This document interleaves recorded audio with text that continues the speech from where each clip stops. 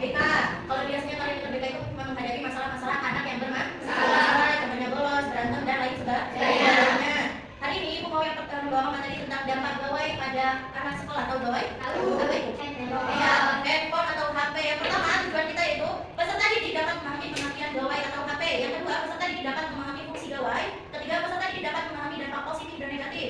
Keempat, peserta didik dapat mengatasi dampak negatif gawai. Dan yang kelima, peserta didik dapat mempraktikkan langkah-langkah pencegahan ketergantungan pada gawai.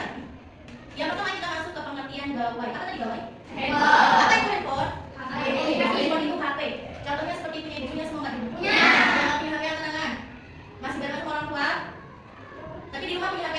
Punya. Oke. HP adalah perangkat elektronik yang memiliki fungsi khusus. Contohnya, ya yang pertama untuk berkomunikasi, yang kedua, ya untuk belajar atau untuk mencari informasi.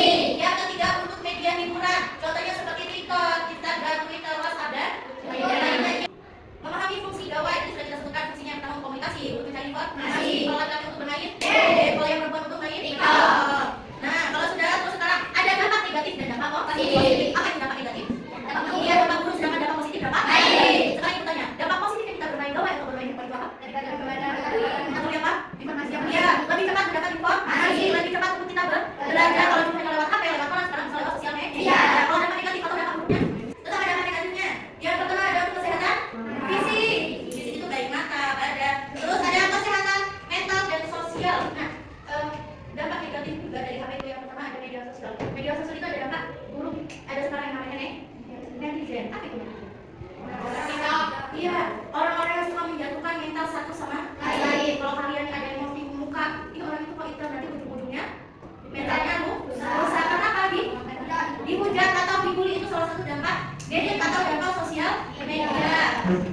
Terus ada lagi ketergantungan. Kalian kalau main HP sekarang ketergantungan nggak sama HP? Ibu tanya, apa itu ketergantungan? Gak bisa lepas dari HP. Siapa yang gak bisa lepas dari HP? Kalau pulang sekolah langsung main HP, siapa di sini? Ya, pulang sekolah nggak cepet-cepet makan atau bebersih tapi megang HP. Apakah cukup setengah jam? Enggak. Kalau sudah main HP pulang sekolah sampai zuhur sampai mau ngaji itu namanya sudah ketergantungan. Gimana cara kita mengatasi ketergantungan? Dan strategi mengatasi dampak negatif gawai atau HP. Apa? Ada yang bisa menyebutnya nggak? Cari analisa bisa gimana? Cara mengatasi ketergantungan sama HP kan ada cara mengatasinya. Gimana? Dikurangi HP-nya.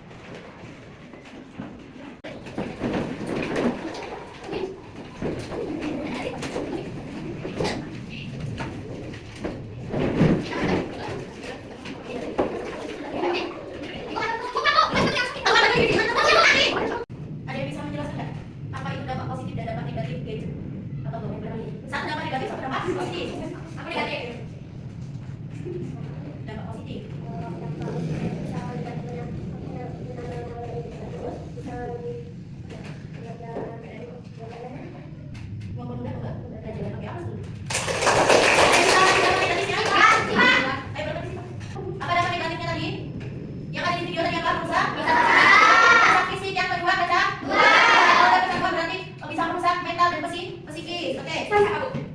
Sudah? Oke, cukup sampai hari ini. Cukup sampai sekian. Sudah paham materi ini?